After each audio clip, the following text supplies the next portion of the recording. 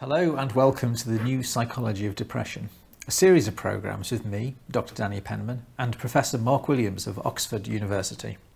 In the previous programme we discussed mindfulness-based cognitive therapy, a new approach to preventing depression. In this programme we're going to ask, is mindfulness-based cognitive therapy effective?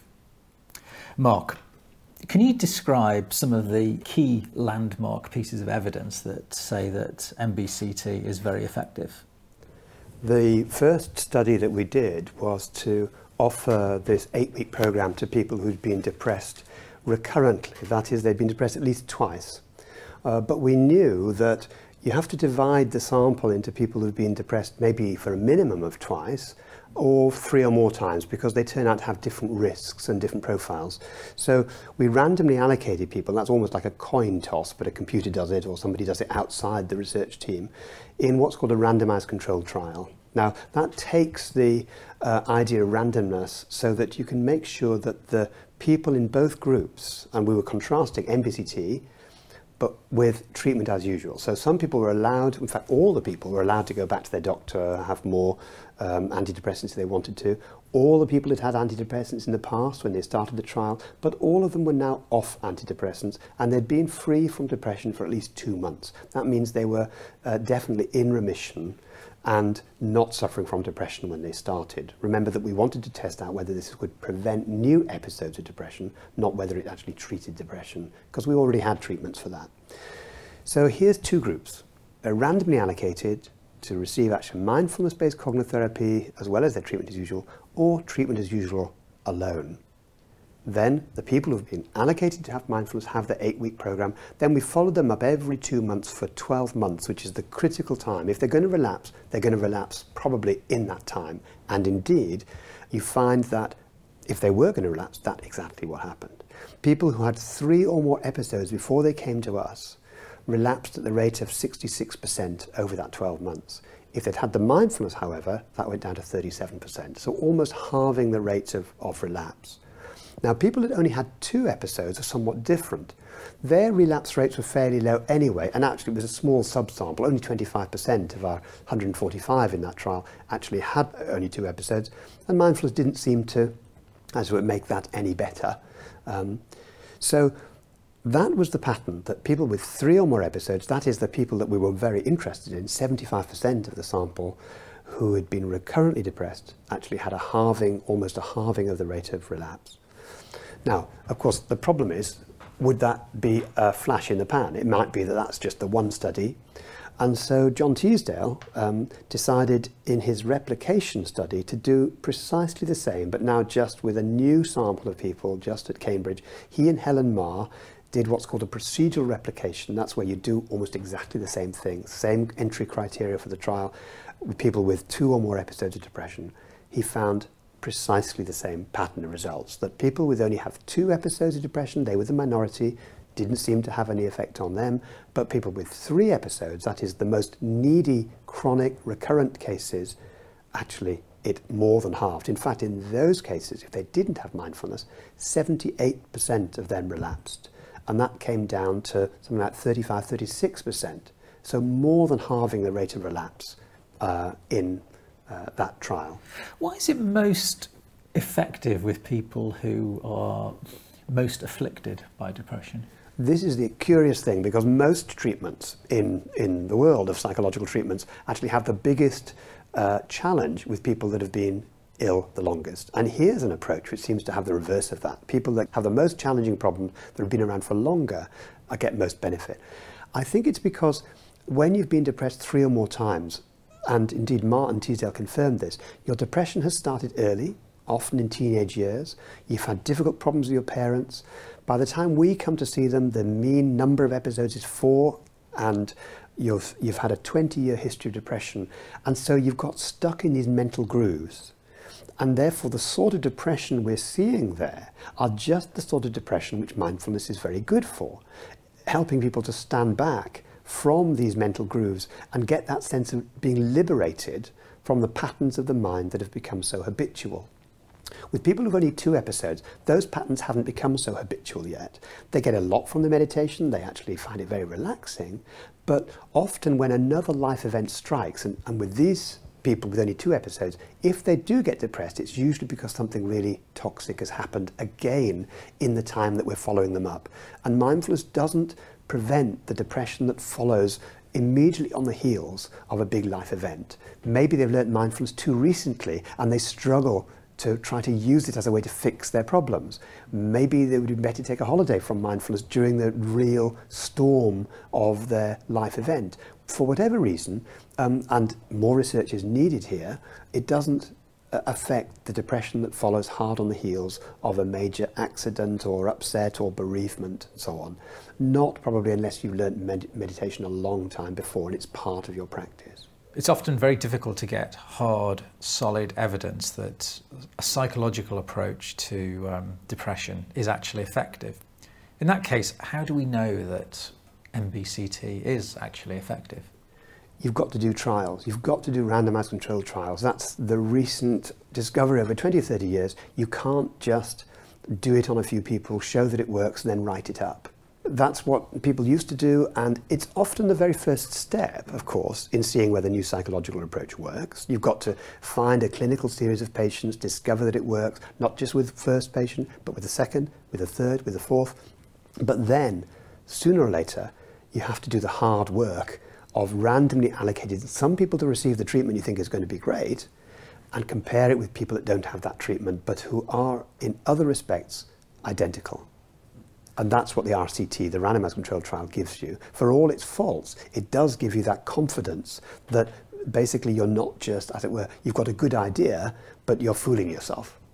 I mean, what's very interesting about this work is obviously you and your co-workers developed MBCT, but it seems to have been picked up by many groups around the world. Some very, very interesting major trials have been done in other countries as well, which is always very heartening. If you had to choose 2 or 3 trials that really backed up your claims, which ones would they be? You raise an important point, that it's not enough just for the developers of a treatment to do the trials. It's got to be somebody outside who weren't the developers to see if it actually works in other countries and other settings. So in addition to those first 2 trials, and after those 2 trials, the UK's National Institute of Clinical Excellence picked it up and put it there as a recommended treatment for people who have 3 or more episodes of depression. That was in 2004 and again in 2009. Even with that evidence, they picked it up and established it as a treatment of choice for recurrent depression. But you still need the data from outside. So there was a 3rd trial, also in the United Kingdom, but now not done by the developers, by a colleague, William in Exeter, and they contrasted MBCT with antidepressant medication and found that it was just as good, in fact in some measures better, than people continuing to take their medication. That was then backed up by a trial in Switzerland that found that you could delay the onset of depression by 20 weeks or so with mindfulness-based cognitive therapy, and another trial in Belgium, and the Belgium trial based at the University of Ghent found that the relapse rate went down from 68% to 30%. So again, halving the rate of relapse. That was an interesting trial because it showed that people could do it whether they were on antidepressants or not. In the early trials, we had asked people to only come to the trial if they were not taking antidepressant medication, and we found that we could prevent it in that group. But of course, many people continued taking their antidepressant medication. The Belgium trial found that even if you allowed people to take their antidepressant medication right throughout, and randomly allocated people to MBCT or the treatment as usual, you got this large change from 68% to 30% in the relapse rate. And the 6th trial that was published in 2010 by Zindel Siegel in Toronto, so one of the original developers with us of the mindfulness-based cognitive therapy, was even more interesting because they contrasted mindfulness with people taking their antidepressants, carrying on taking their antidepressants, or coming off and taking a pill placebo instead of antidepressants.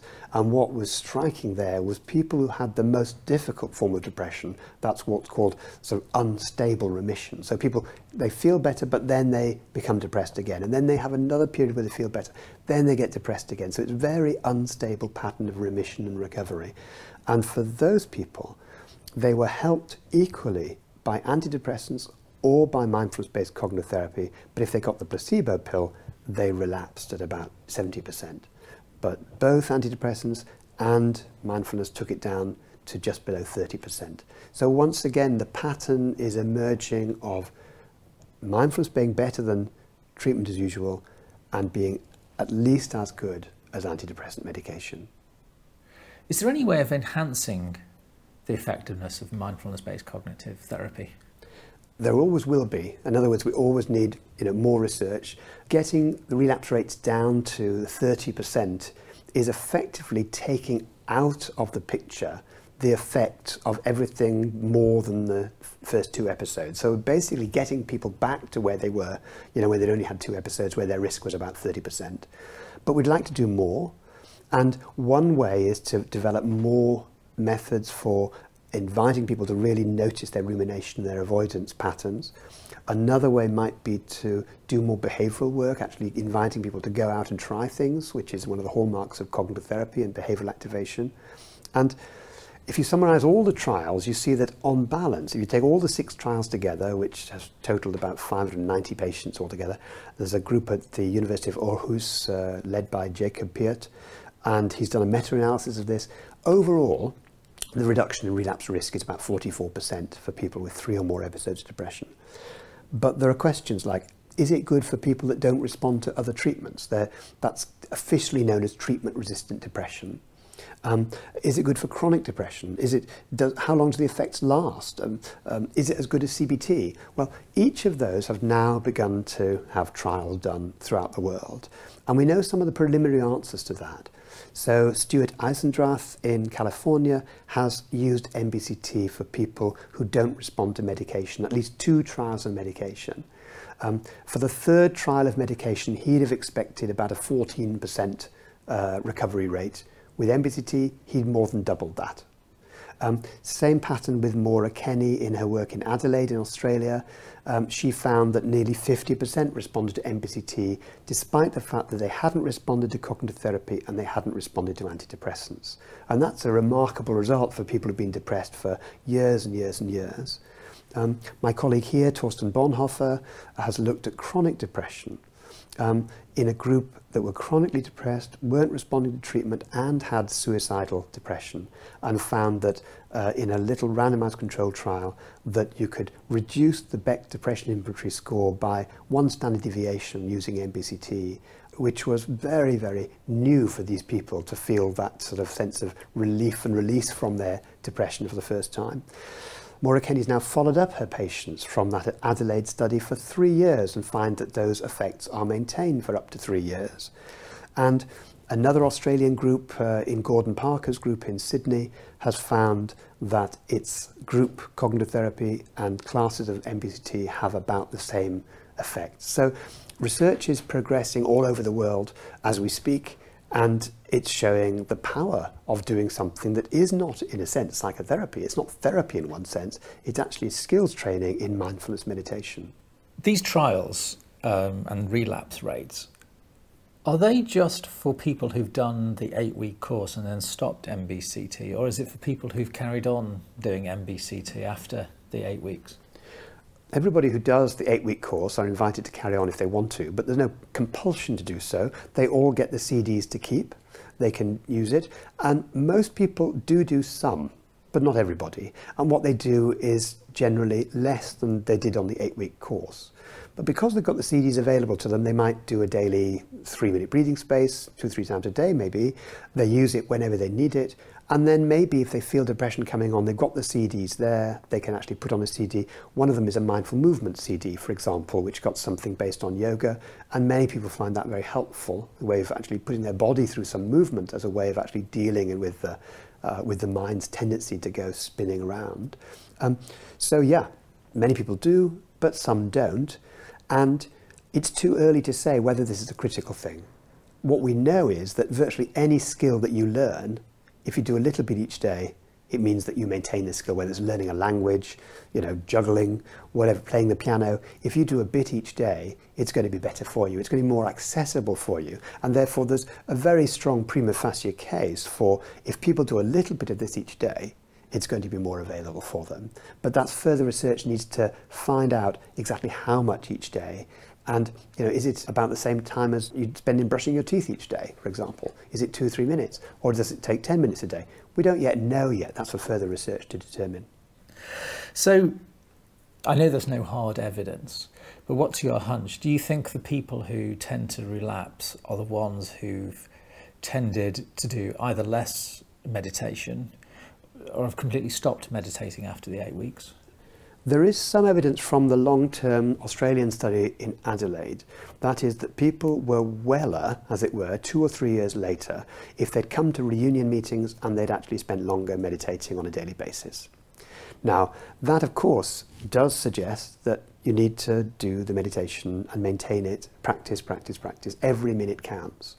However, if you want to be really critical of that sort of research, you would have to say that we don't know which causal way round it is. It might be that people who are actually enjoying meditating are those who actually aren't going to relapse much anyway, and they meditate more. So it may be there are certain people who take to the 8 weeks, they really enjoy it, and they carry on meditating because they enjoy it, and their enjoyment of it is a marker of the fact that it suits them. And they're the people that turn up for reunions, and they're the people who meditate a lot. And it might be that people who don't enjoy it don't meditate, and that's a marker of the fact that meditation isn't going to work for them. They need another approach. We're not claiming this is a cure-all, and that there are lots of approaches out there, and people need to be able to have all these things available to them. Ultimately, we'll need to do the research to find out whether people that are, as it were, encouraged not to meditate versus people that are encouraged to carry on meditating, whether that's got different long-term outcomes. It's a hard question, of course, because it's difficult to keep track of what people are doing, and we don't want to impose on people's lives, but ultimately that's the assumption. And in science, the best thing is to try to falsify your favourite hypotheses. So it means that you've really got to look critically at all the things that might be wrong with just assuming that, okay, you've got to meditate, and if you don't meditate, you've had it. I think that may be true of some people, and for other people, they make so much transformation during the 8 weeks, then maybe they can survive without meditating anymore. What I say to the patients when they finish the classes is, we just don't know. We just don't know. And therefore, it's up to you to discover how this practice can nourish your life from day to day. And of course, most of us brush our teeth. Why do we do that? We're not going to get a filling, a cavity immediately if we don't brush our teeth. Why do we do it? Because we've got that habit of dental hygiene. And why not see this as being something like hygiene for the mind, where you just take a few minutes of silence to cultivate the art of stillness every day? It's been at the heart of many cultures for centuries, and I don't think that's an accident. So is there any evidence that mindfulness can serve as almost like a vaccine in ordinary people who've never suffered depression?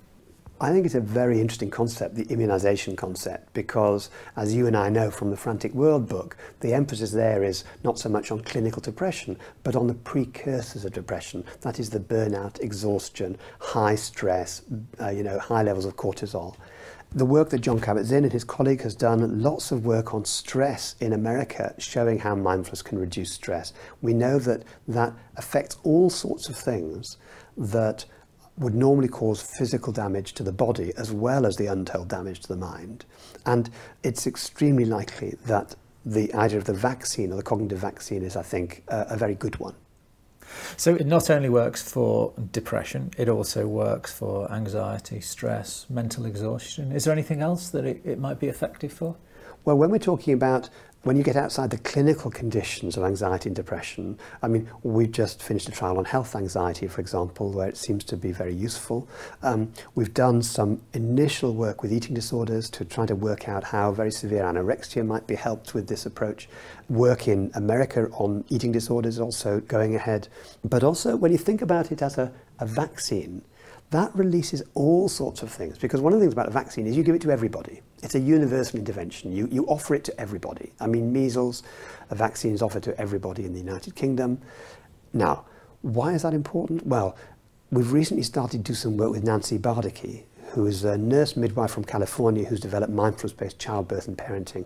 She invites couples to come when they're expecting a new baby, to come to a 9-week mindfulness course. And what they do is they deal with the issue of, first of all, the childbirth, which for many people is a very exciting but also fear-provoking. There's a lot of fear of the pain of childbirth, for example. And she modifies, just like we modified MBSR for depression, she modifies MBSR for childbirth and parenting, talking about fear and pain. And her mindfulbirthing.org website is a wonderful opening up of the possibility, not of what you might call natural childbirth, but what you might call don't know childbirth. Because you just don't know what's going to happen. So that you can take all these steps to make a birth plan, but how are you going to cope if something is different from what you expect? And Nancy Bardica's work is great for that, and she's been training people in the UK, based at the Oxford Mindfulness Centre, so we can develop here a new European initiative on how to train midwives to offer a mindfulness-based childbirth and parenting, either as a universal intervention or at least to those mums and dads that we know are vulnerable around the time of the birth of a new child. Is there evidence that mindfulness can work for heart disease and cancer and any other increasingly common diseases in the Western world? There's now evidence that mindfulness is very good at increasing the quality of life for people with cancer. Both work in America and Canada using MBSR, and work in using MBCT in North Wales, and now there's been a trial in 2010 by Foley and colleagues in Australia, in which they've looked at randomizing people to mindfulness or to treatment as usual, and finding it helps reduce the stress, reduce the rumination, because when you've got a real tragedy in your life, then what you don't need is all the other stuff to get depression and stress and so on that you don't need. You need all your resources to deal with the day-to-day of the illness without it dragging up everything and feeling a failure and feeling extra suffering that often can come with these very challenging health conditions. Do you think there's any downsides to mindfulness? I think if people try to use it as a clever way of fixing things, then it may be a problem. In that often when people meditate, they feel very relaxed, and that's lovely. It's a lovely byproduct of meditation. But if you begin to think, now that's what I need for my relaxation, so that every time you feel tense, right, mindfulness, meditation, goal, you can just get back into the trap of just a sort of discrepancy-based processing. And there is a danger that if you start to meditate with a goal in mind, then it's fine, but if you don't meet the goal, if you're not relaxed within a minute, then you can get frustrated with yourself for not being relaxed. So what we have to remember is that mindfulness is about cultivating the sort of stillness that arises from allowing things to be as they are, rather than wanting things to be different in every respect. You've obviously worked in this whole area for 30, 35 years now. Which directions is the research going on? What do you find most exciting at the moment? I think there's a number of different ways in which mindfulness and neuroscience, our study of brain imaging, is bringing this all together. We can actually see what happens in the brain. I think in the next episode, we need to look in greater detail at what happens to the brain when you meditate, and this will help us to see what the future holds for this research. Thanks very much. In this episode, we were looking at the effectiveness of mindfulness-based cognitive therapy. And in the next episode, we'll be looking at mindfulness and the brain and the future applications of mindfulness-based cognitive therapy. In the previous program, we looked at the effectiveness of mindfulness-based cognitive therapy. And in this program, we're going to look at the impact mindfulness has on the brain. Mark, one of the most interesting things I think about mindfulness is the impact it has in real time on the brain through various brain imaging studies. Can you describe those for us? Yeah, there's now been a number of studies. One of the things about mindfulness is it came on the scene as a secular practice and as a way of dealing with stress and depression at the same time that our ability to look right into the brain as people were actually thinking, doing tasks and so on, opened up as well. So there's something called functional magnetic resonance imaging. And what that does is to effectively look at what changes are happening in real time in the brain as you're doing tasks. There's also structural MRI, which can take a very accurate picture of the structure of the brain. So both of these have led to important discoveries. For the first thing, if you just look at the structural work on the brain, somebody called Sarah Lazar in America has done some fascinating work showing that long-term meditators, people who've been meditating for maybe 10 years, show structural differences in the brain. In one sense, it's not surprising that learning a skill changes the brain. After all, if you learn juggling, if you learn to play the piano, there's going to be long-term changes in the brain. That's why you can sit down after 10 years of learning the piano and play it. It's going to be different, and that difference has to be encoded in the brain. What's different about this is that in the playing the piano or in juggling, you're actually doing something with your hands in relation to the outside world. You'd expect changes in the brain there.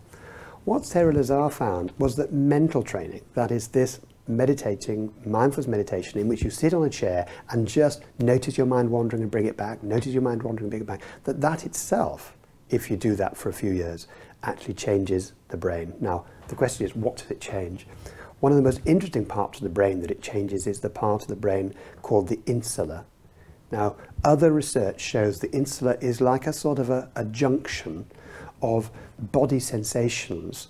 It switches on when you have any strong body sensations, but it also has links. It links together sensations from the surface of the body, sensations from the inside the body, the viscera, for example, you know, what your tummy does when it flips over, but also has projections to the cortical, the other areas of the neocortex at the frontal part of the brain. So it's a bit of a junction. And people have found, for example, that the insula lights up when you're doing a task that demands empathy. When you see somebody else in pain, a loved one in pain, then the insula lights up. And if it doesn't light up, then you don't feel empathy. So the fact that you get long-term changes in this part of the cortical surface of the brain is, I think, extremely important. And some people have said this is a very important part of the brain for our being able to feel the feelings of other people, to have compassion for other people, to have kindness towards other people. Now, this is not just kindness towards other people, it's actually kindness towards yourself as well, because in depression and many other mental health problems, people feel very unkind towards themselves, very unkind. They are their own worst critic. Therefore, the ability to cultivate kindness and compassion is really important. Does it take 10 years, or do the positive effects begin to kick in after, I don't know, a few days or a few weeks? This is one of the fascinating things. Norman Farb, working in Toronto with Adam Anderson and Zindel Siegel, have done research on just 8 weeks of mindfulness training using an MBSR program, in which people come and do the program for 8 weeks, but they look at them either before or after. And what they find is something really interesting. First of all, and it involves the insula as well. If you get people to focus on their body, for example, and they've never done mindfulness before, what tends to happen, and you can see it in the brain, is that not only do they focus on their body or on the experience of something in moment to moment, but they start to think about stuff. In other words, it spreads to thoughts, memories, a lot of thinking about the self and so on. And you see this parts of the brain involved in self-processing lighting up as well. Now, when you learn mindfulness, you learn to focus on the body, and you learn to stay with the experience of sadness or anxiety or irritability, and stay with that through the body sensations without it creating a story about things. And in their studies, they find that that's exactly what they can see in the brain. After 8 weeks, you see that the insula can light up as people are able to focus on the experience, on the raw experience having an emotion, for example, but then it's uncoupled from those parts of the brain that are, as it were, telling you a story about or thinking about stuff. We know from lots of other laboratory experiments, this ability to experience things without thinking about them turns out to be really important, because a lot of the problem in depression, in worrying, anxiety, in eating disorders is overthinking. You think too much about things, and you take a problem and actually make it worse by thinking too much. The fact that you can see in the brain these things getting uncoupled is, I think, really, really hopeful. We've got a biological marker, as it were, of this experience being able to to deal more wisely with things rather than just always overthinking and problem solving about them. But what does this mean in the real world? Does it mean, for example, we come off the herd trigger, which means if we find our path blocked, we react less angrily or with less anxiety or with less stress? So we've known for years that the fight and flight mechanism is a very evolutionary old system. If you see the ear of a tiger, you don't want to be playing around anymore. You need to freeze, and then when it's safe to do so, you make a dash to safety. And this is very automatic, it's very old. It preserves your life in dangerous situations. Now, part of this system is what's called the amygdala. It's deep in the brain. It responds to anything that's highly arousing and most particularly to fearful situations in which you need to take direct action. In fact, we know that from Joseph Ledoux's work that this amygdala, when you see something that looks like a snake, there's a pathway that goes straight from the eyes through the thalamus to the amygdala, and that does that before you've even started to think. You've started to react before you can actually think about what you're doing. What's interesting is the amygdala was designed to deal with real threats in the outside world. But human beings have evolved another extraordinary capacity, and that's the capacity to have language and to have inner language. We can think, we can imagine, and we can bring back memories from a long time ago, or we can create an image of something that might happen next week, might happen next year. And it's almost as if, having created or simulated these events in the mind's eye, as it were, then the amygdala reacts as if it was a tiger, feel real. Now, nobody can run fast enough to get away from their own imagination, because the imagination goes with them. Nobody can run fast enough to get away from their own sort of imagined fears, and yet the amygdala doesn't know that, you know? So what happens is that, you know, if you look at gazelles, for example, on the African savannah being chased by a leopard or a lion, they run like crazy. But when the lion has dragged one gazelle off or has given up the chase for the day, the gazelles go back to grazing. They have to graze to live.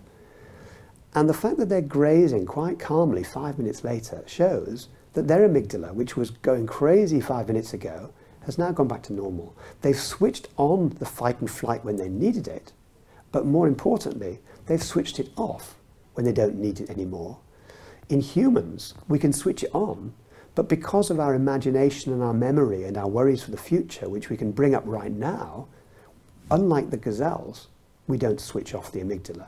And now, is that true in neuroscience? It turns out to be wonderfully true in an extraordinary way. So David Creswell, working in the United States, has put people into the scanner who are known to vary in how mindful they naturally are. So some people are very mindful, they notice things in the environment, they taste their food, they don't rush around so much. But other people in the scanner, they're the sort of people that are always rushing from one task to the other to keep up. They never taste their food, they never notice where they are. Guess what happens in the scanner? It looks very much from his work as if people who rush around all the time, who are, I thought, mindless, their amygdala is chronically overactive. It's like the amygdala is stuck on the on position. They're the gazelles that don't stop running. And so lots of people who rush from task to task in their daily life thinking they're being creative, it's just an illusion of creative productivity. It's actually, as far as their brain is concerned, they're running away from something. That has very pervasive effects because it's going to affect how you process a lot of other information.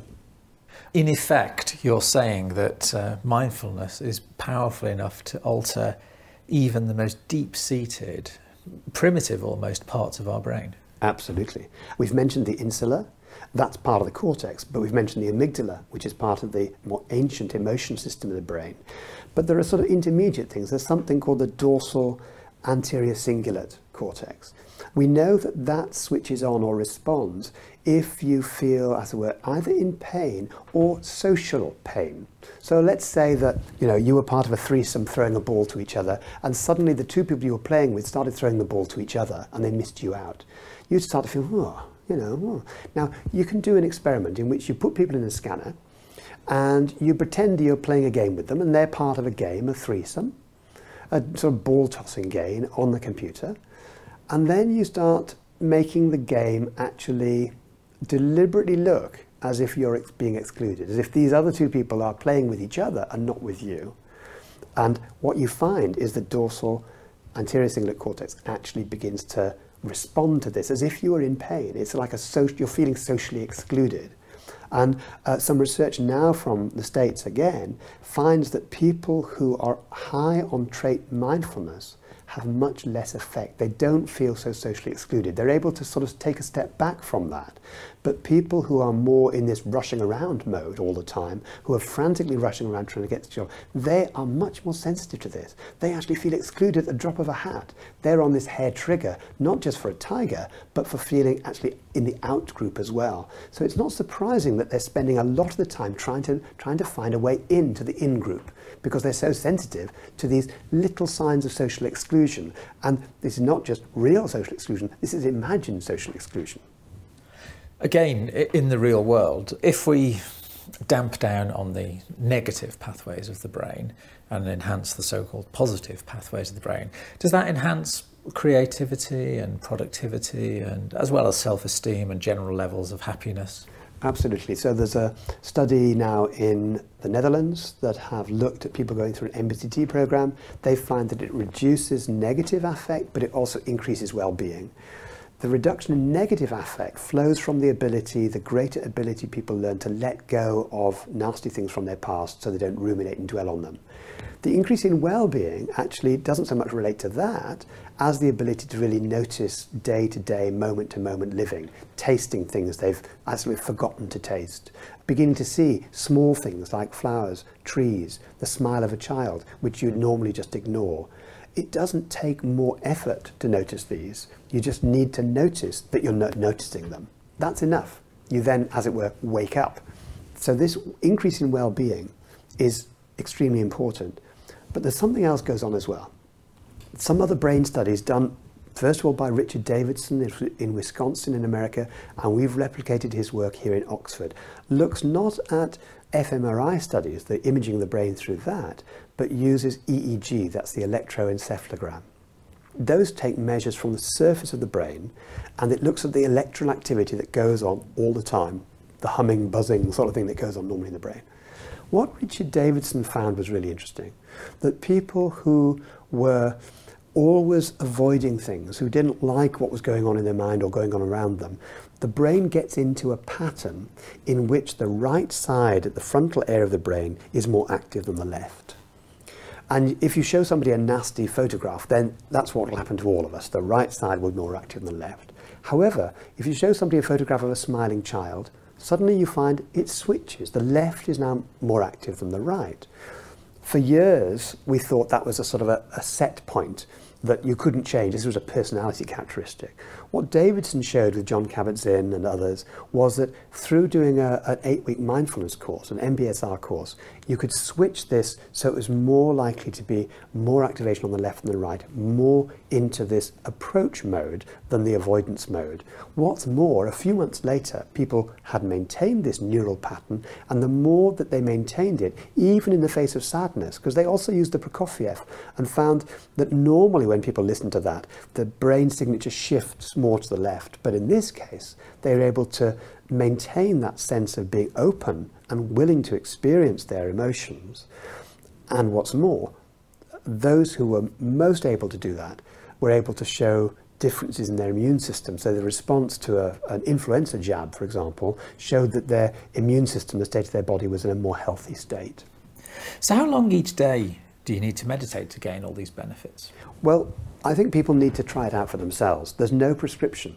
There's no prescription. In our clinic, people do 40 minutes a day. People who've been seriously depressed for many years, they start at the very first day, day one, they start with 40 or 50 minutes a day, and then carry on doing that 6 days a week for 8 weeks. If people don't have serious clinical problems, then they may find shorter meditations more useful. And as you know, in the Frantic World book, we offer people something, 1 minute, we offer them a 3 minute, but the standard meditation for the first week is 8 minutes to be done twice a day. And what that allows people to do is not just to get used to long meditations, but to the transition from not meditating to meditation. Here, people, if you want to get up in the morning, that's the most difficult thing to do, get up and meditate. Or stop the television and go and meditate. Or make that transition into meditation. So what we've done in our book is to use shorter, more frequent meditations where it's more likely that people will be able to fit them into their life. Then when they get there, then they can decide how long to stay there. Okay, how little can I get away with then? I think the attitude of going for it is how much do you need to do to discover what needs to be discovered? Because meditation is a training program in which you start to find or discover that you get insights into the patterns of mind that are getting you into sort of entangled in your day-to-day life, in your relationships and so on. As you meditate more on a daily basis, you begin to discover more. So that the invitation is to meditate as frequently and for long enough that you begin to want to do it on the basis you say, what are we going to discover today? Not how little can I get away with, because that is the activating the avoidance mode of the mind, and therefore we know the avoidance of the mode actually sets up a rather narrowing, constricted view. An interesting experiment was done some years ago in which this illustrates these different approaches to life in general. For example, what this experiment did, it's called the mouse in the maze experiment. They had students do a series of simple paper and pencil tests. The first one was to help a little mouse get out of a maze, and get home safely. The second one was one of those creativity tests. How many uses can you think of for a brick? And then somebody analyzes them to look how creative are they. I mean, for example, if you just say build a wall, it's not terribly creative, but one person came up with, pound it down to dust, add water and use it for face paints. Well, that's slightly more creative. So you can use that as a sort of creativity test. Well, here the students were doing this creativity test, but first of all, they did this, help this mouse get out of a maze, out of this labyrinth. Unbeknownst to the students, there were two versions of this maze. So they all had to put their pencil on and get the mouse out of the maze. It took about 2 minutes. They all did it successfully. But in one version of this cartoon maze, the little mouse, just before he got out and got to his mouse hole on this picture, there was a lump of cheese waiting for him to feast on before he went to bed. In the other half of the students had no cheese, but there was a picture of an owl floating overhead, ready to swoop down and catch the mouse in its talons at any moment. So here were these groups of students, some of them getting the mouse out of the maze with their pencil on the paper, and in the corner of their eye there was cheese. The other students, in the corner of their eye was an owl.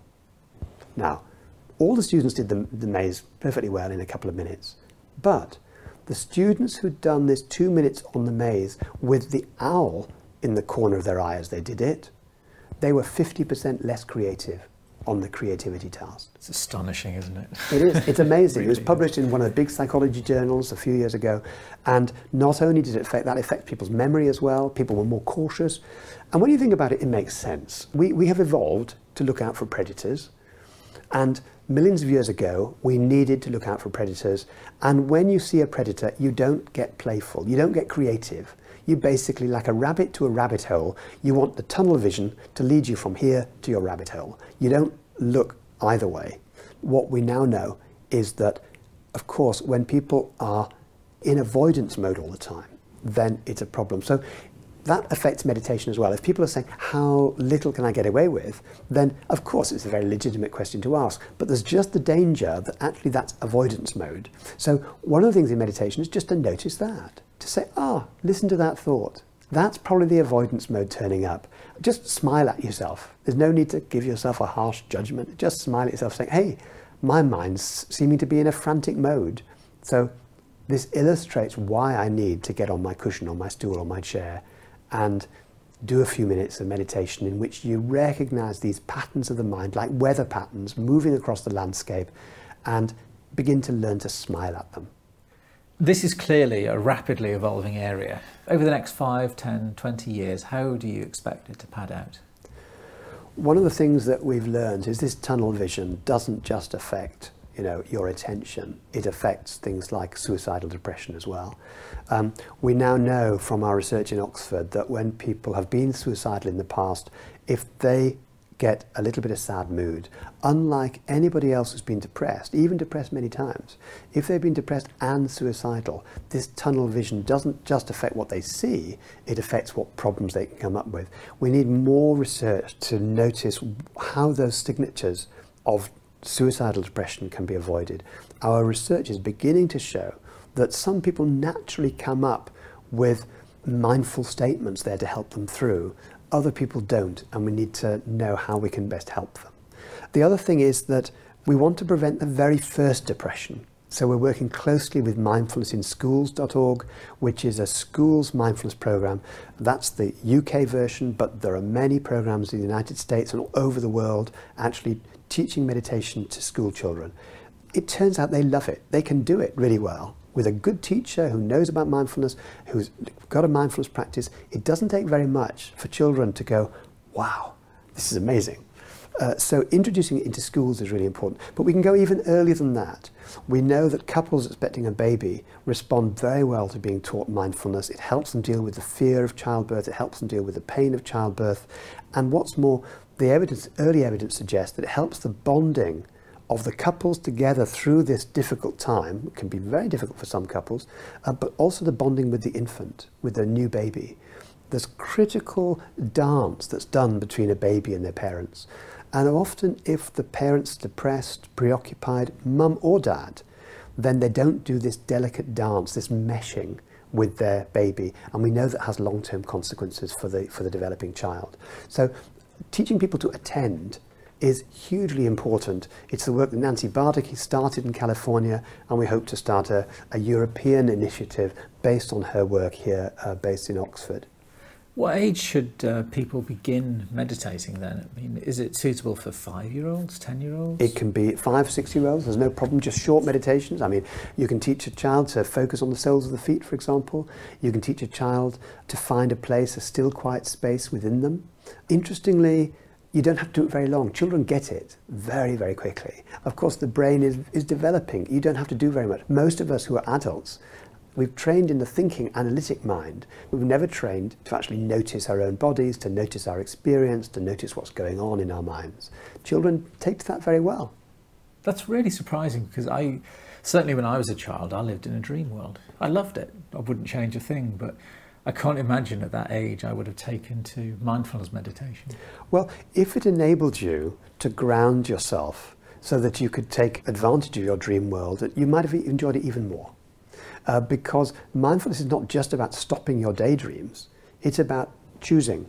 It's about allowing you to daydream if you want to, and if there are troubles around, it's allowing you to address those skillfully as well. And that's what the children actually seem to get out of it. So in some of the work done in Oxford by my colleagues Ginny Lavelle and Sarah Hennelly, and by the Mindfulness in Schools program, they discover, for example, in 15-year-old girls who are feeling rather phobic of school, who hate their lessons, who aren't able to concentrate, who stay awake at night, beginning to find ways that they can manage that better, and their teachers, the girls and boys themselves, and their parents notice the difference very quickly. Now, this is all rapidly developing work. We need better trials to do this, but when people reach adulthood, there's still lots of questions we need to ask. We know that people who have bipolar disorder, for example, which is a very serious, it used to be called manic depression, very serious problem for many people. People take to mindfulness very well, but there now needs to be trials to say, well, does it actually prevent new episodes of mania or new episodes of depression? And of course, the brain science, it's helping us know how mindfulness has its effects, how it affects different types of depression, and also which practices within mindfulness are best for whom. We have a whole range of practices, and at the moment people try out all these practices and they discover which is best for them. But I think the advances in brain science are beginning to show what is the best practice for people perhaps who ruminate and brood a lot. What's the best practice for people who are very avoidant? How can we give people different gateways in to the same sort of open spaciousness of awareness that can be shown in their brain and in their lives? I'm sure there's plenty of people who are listening to this programme would love to help in some way. Is there any way that they can? Well, indeed, if they want more details, of course, they can go to the franticworld.com website or to reading the book Mindfulness, Finding Peace in the Frantic World. But also there's been a book specifically written for people who are depressed, The Mindful Way Through Depression, by myself and John Teasdale and Zindel Siegel and John Kabat-Zinn. And also, because there's so much research to be done in the future, we're beginning to get a development campaign together at Oxford Mindfulness Centre as part of the university's Oxford Thinking campaign to fund a professorship in mind and science that will be able to take this forward in the future. Over the 800 years of Oxford University, sometimes hundreds of years ago, people who wanted to make a difference, making a permanent difference in the world, did so by investing in endowments for the university. So they knew that even in decades or hundreds of years' time, no matter how much the field had changed, there'd be somebody there working right on the forefront of it. And who knows where this field will be in 10, 20, 30, 40 years' time. But by raising an endowment for a new professorship of mind and science to work on this, we know that wherever the field is, somebody will be working on the forefront in the future. And if anybody wants to help, of course, they can go to oxfordmindfulness.org or through the university's own website and discover the development campaign that we're putting together as part of Oxford University's contribution to this field. The mind is one of the most fascinating things that anybody could research, but when it goes wrong, it's one of the most tragic things to see. I think that certainly the 35 years that I've been working in the field of depression, on the psychological treatment of depression, I've seen many changes. I can't anticipate where we'll be in another 35 years, and I may not be around to see it, but I think committing ourselves now to saying this work is really important, and wherever we got, there's going to be people that need more treatments, more effective treatments, both to prevent depression and prevent suicide. That's what I think we needed to be committed to, and that's what I'd like to see happen over the next few years. Well, it really could change the world, which is ironic for a teaching that is 2,500 years old. Thank you very much again. Mindfulness is a form of awareness, really. It's a direct, intuitive knowing of what's going on from moment to moment, both in the outside world and in the inside world. And it's cultivated with forms of meditation, a sort of a secular form of ancient Buddhist meditations that have been cultivated for centuries in Asia, particularly in the monasteries in Asia, but now has come outside the monastery and to the West as well, and is proving of great benefit for many, many people. One of the really important things is to establish whether mindfulness really works. And so a lot of our research has been doing clinical trials. And what we've discovered is that for people who have the most recurrent forms of depression, it halves the risk of depression over that critical 12-month period where we know that 2/3 or more would have relapsed. But it doesn't just prevent depression. Other studies have found that it enhances well-being as well, and that you don't just need to be depressed to get the benefit from this practice. There are three main ways in which people can learn how to practice mindfulness. They can either find a class in a hospital or a meditation center near them, or they can read one of the books that usually have a CD that people can follow along for an 8-week program, or they can do it online. And it's like training an attentional muscle, really. Just like you don't go to the gym and do one pull-up, you go over a series to actually get yourself fit. So we don't train attention in 1 minute or 2 minutes, but use 8 weeks in which people take CDs home and practice every day, and they learn where their attention is most likely to disappear from view without them knowing, and how to bring it back. So they're more in control, they have greater choice over where their attention is. One example of how small things can make a big difference is the example somebody gave. She was saying that in walking from the car park to her office, she found herself really noticing her walking, noticing as the feet touched the ground, noticing the air in her hair and on her face. And this became for her a little space where she felt she could, as it were, nourish herself at the beginning of the day.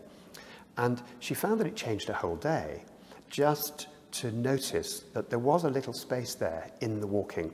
And she even started parking a bit further away from her office, thinking, this is really nice, rather than actually frantically trying to get a parking space that would save her 20 yards of walking, which is what she'd been doing. And given the way her life was spinning out of control, this was really important for her. When people train in mindfulness, what we see is the brain patterns changing.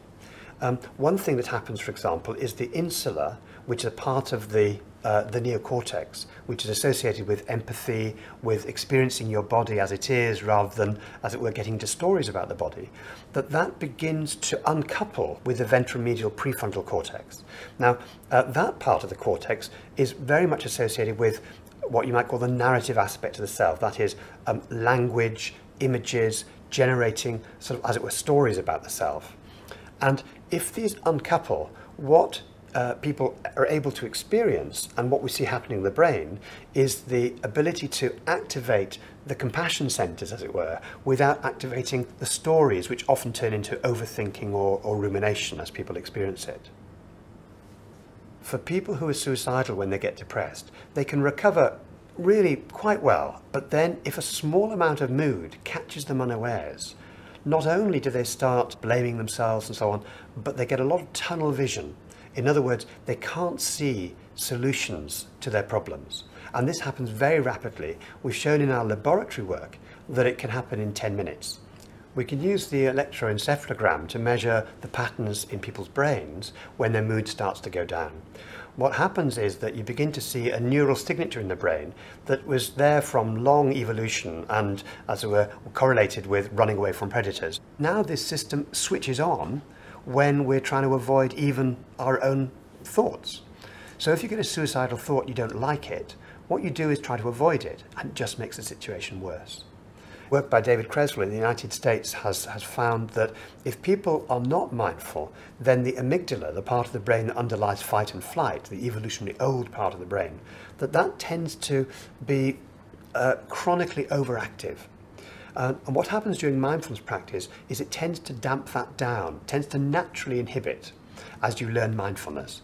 And that means that people are less likely to be, as it were, constantly stressed, rushed off their feet, but also they're less likely to respond to their own negative thinking, which, when people aren't mindful, tends to trigger these fight and flight responses. We've been working now on this for 8.5 years, and even work before that showed that mindfulness actually reduces the risk of depression by half in people who are the most recurrent depressed, people with 3 or more episodes that many other treatments had failed to treat. We also know that it's as good as antidepressants in doing that. Now, one thing that we didn't know 8 years ago is that repeatable? And we found it is repeatable, both in our lab and in labs around the world, in lots of different countries, have found the same result. And that's very confident, because what can be very frustrating in the field of psychological research is if you have one exciting result which doesn't replicate the next time you do a trial. Actually, we find now in 6 different trials with almost 600 patients done right across the world that actually those results hold up. Those initial spectacular results, actually, which we were totally surprised by at the time, well, actually they're no longer surprising. Depression is a global problem, and it's getting more urgent year by year. The problem is not only in high-income countries, but in middle and low-income countries too. Depression is one of the biggest reasons why people have to take time off work, for example. And of course, in low-income countries, that can be devastating for a family and for a community if the breadwinner isn't able to function anymore. It's got bigger impact than many other huge health problems like cancer and heart disease, for example. Many people are able to take medication for their depression, and they work pretty well. The trouble is that when you stop taking them, your risk of relapsing is what it was before you started. And in some countries, they're quite expensive and they're just not available. What we're providing through mindfulness is a way in which people who can't get access to the medication actually can do something to help themselves.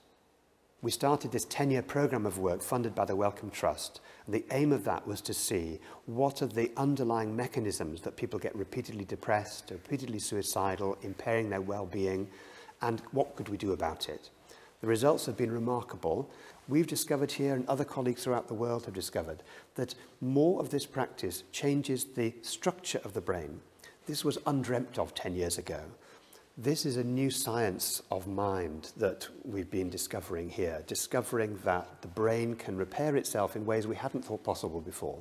This research is coming to an end in 2 years' time. We've had 10 years. It's been extraordinarily exciting time to do this research. And now we need to fund the future. If the grant comes to an end, when the grant comes to an end, the team disperses, the research is written up, but the expertise of a team is lost. And when the tide goes out, nothing's left on the beach, potentially. Our goal is to raise a total of 7.3 million, because that will enable us to really build what we need to build. That's the professorship in mind and science. It's a lectureship to go with it, and an administrative support, and the support for the premises here to enable this work to go on in perpetuity and embed it really within Oxford University. For over 800 years, people have endowed distinguished professorships at this university. And sometimes 300, 400, 500 years ago, there's a professor endowed, and that professorship still exists. And it exists because someone somewhere has decided they wanted to make a permanent difference by investing in scholarship and research. And still, decades, hundreds of years later, people are still able, because of them, to work at the very frontier of human knowledge. And that's an incredible investment for the future. Losing anyone unexpectedly is hard enough, but losing people through suicide is probably the hardest thing to bear. And we need to make sure that fewer people have to go through that in the future. I'd like to introduce a small meditation, a 3-minute breathing space, that you can use anywhere, whenever things seem to be overwhelming and you need to ground yourself in the present moment. And you can also practice it at set times during the day as well if you want to. And to do this, find a posture that best supports your intention to be aware and awake. Perhaps sitting with a straight back, but not stiff, letting the shoulders drop, and closing the eyes if you find that comfortable, or lowering your gaze. And then when you're ready, step 1 of the breathing space is to notice what's going on with you right now, whatever thoughts may be around, whatever feelings or emotions, any sensations in the body, just tuning into what the weather pattern is like inside you right now. And continue doing this and being open to this for a few moments.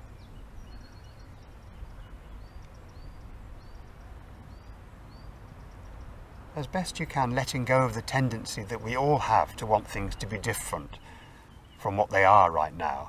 And see if it's possible to allow things to be just as they are, just as you find them in your mind and in your body. And then moving to this second step of the breathing space, gathering your attention on your breath. Right down in the abdomen, as you breathe in and as you breathe out. Not trying to make the breath do anything special or be different from how you find it. Just focusing on the sensations of the in-breath and the out-breath.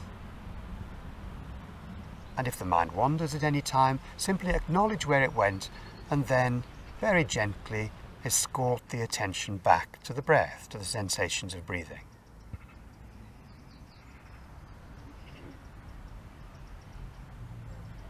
And then the third step of the breathing space, the final step, is to expand the attention to the body as a whole, as if the whole body could breathe right now. You could be aware of all the sensations in the body, from the crown of the head to the bottom of the feet, and right out to the surface of the skin, and all the sensations inside your body as well. Aware of the whole landscape of sensations in the body. And once again, see if it's possible to allow the sensations to be exactly as you find them, not trying to change them in any way. A sense of opening to what's here right now.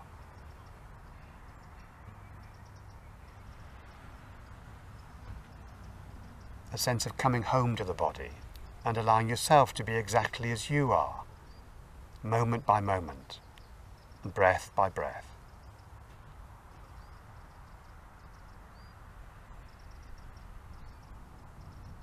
And then at a certain point, beginning to move fingers and toes, letting your eyes open if they've been closed, and resuming the activities of your day.